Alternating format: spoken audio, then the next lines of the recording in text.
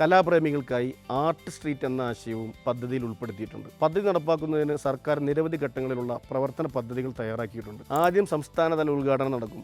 അതിനുശേഷം തദ്ദേശ സ്വയംഭരണ സ്ഥാപനങ്ങളുടെ ബോധവൽക്കരണ പരിപാടികൾ സംഘടിപ്പിക്കും. അടുത്ത ഘട്ടത്തിൽ ടൂറിസം റിസോഴ്സ് മാപ്പിംഗ് നടത്തും. അതായത് ഒരു പ്രദേശത്തുള്ള എല്ലാ ടൂറിസം സാധ്യതകളും കണ്ടെത്തും. പിന്നീട് മൈക്രോ ഡെസ്റ്റിനേഷൻസ് കണ്ടെത്തി അവയെ വിവിധ തിമാറ്റിക് സ്ട്രീറ്റ്സായി വിഭജിക്കും. ഇതിനുശേഷം വിവിധ യൂണിറ്റുകൾ രൂപീകരിക്കും.